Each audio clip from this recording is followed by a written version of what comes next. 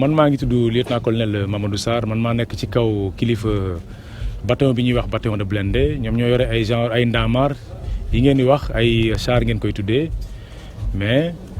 donc fête bi su ngeen ko gisee tey donc depuis année bi ci at mi nañ ko tuddee Malaw Malaw nag li ko indi comme ni ñu koy waxee duñ ko nettali benn sénégalais Malaw rien que nga wax ko ñëpp xamoon nañ ni fasu Lat Joor la te fas boobu day incarner ay vertu courage audace ak njàmbar donc loolu moo tax tur bi ba ñu jokkoo ñi nekk ci arme blindé bi ba ñu waxtaanee déggoo nañ ci jox ko tur boobu mu tudd Malaw. waaw fête bi li ma leen wax li ko sabab mooy d'abord ñu boole ñi nekk ci famille yu arme bi yëpp arme blindé ñu toog mën a waxtaan jokkoo joxe seen xalaat ci ni arme bi mel ak ni mu war a mel ak ñoom niñ ko gisee loolu moo ko indi ci benn bi ci beneen doxalit aussi fête bi dina tax aussi ñu toog sant suñu kilifa yi wan sargal leen aussi wan leen ni actuellement jox nañ ñu ay jumtukaay yu xarañ yoo xamante ni mën naa tax ñu jàmmarloog lu nekk. waaw jumtukaay yooyu li ma leen ci mën a wax mooy que jumtukaay yu am maanaa la parce que jumtukaay yooyu yu bees la jumtukaay yooyu aussi dina tax ñu mën a jàmmarloo ak bépp lu bëgg a nafagal réew Sénégal donc blindé nañ ci taxaw mu jaral leen ñu xeex ko ba joxe ci seen bakkan su ko jaree. xam nga li ñuy wax wàllu tàggat moom soo ko déggee loolu bépp takku der daf ko war a def parce que mission bi ngay def pour nga mën ko il faut nga ñu tàggat la ci d'abord loolu moo indi thème bi parce que ñun ci tàggat lañ dëkk ci tàggat ak jàngat jàng ak tàggat boobu loolu moo tax li ngeen gis tey ngeen mën ko gis su bataillon bi tollee fii c'est parce que ñi fi nekk dañ leen di tàggat di leen jàngal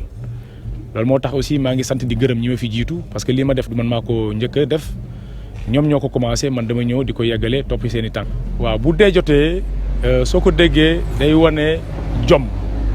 day wane courage donc su jotee comme ni ñu koy wax loolu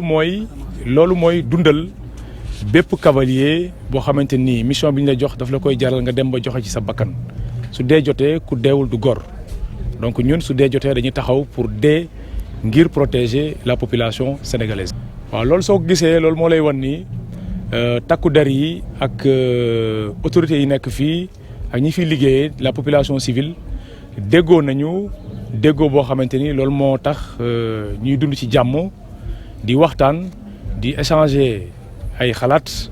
loolu moo waral ñu ñëw fi tey sargal ñu wane ni ñoom aussi ñu ngi ànd ak ñun di def suñu fête bi. waaw loolu soo ko gisee ci cérémonie militaire boo gis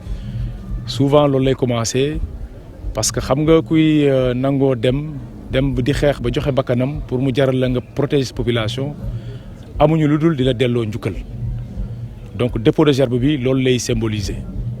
day wane ni ñi dem deewuñu rek ci rien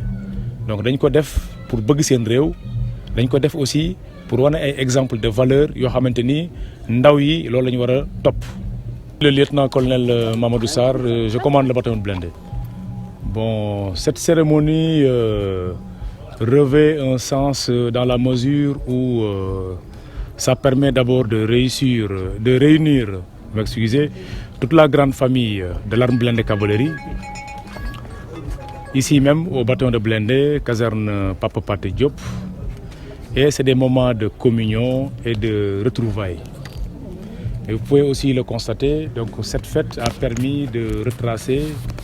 l'historique de l'arme blindée cavalerie sénégalaise. Bon, je l'ai dit dans mon discours, donc Malaw, on ne va pas le présenter aux Sénégalais.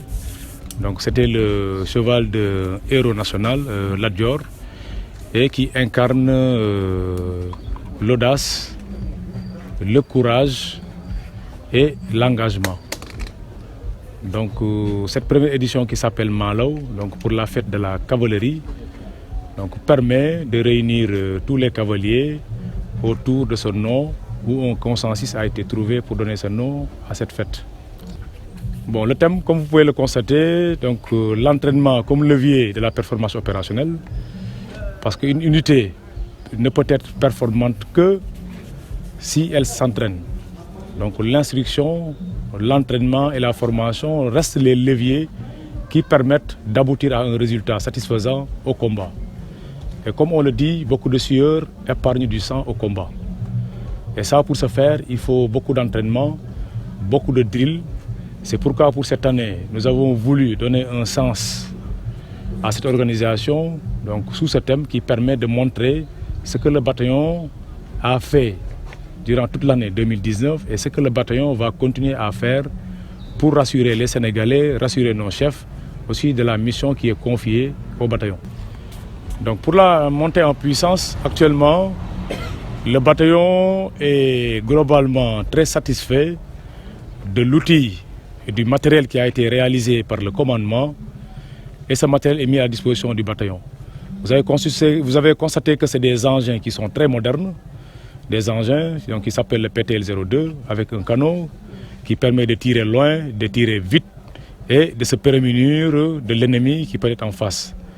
Donc c'est du matériel très moderne, c'est des engins qui ont une puissance de feu redoutable et qui permet de faire face à la plupart des menaces qui peuvent agresser la souveraineté du territoire sénégalais. Non, bien sûr, parce que là, ça vous montre qu'il y a une bonne coopération, il y a un bon voisinage et une bonne collaboration entre les autorités militaires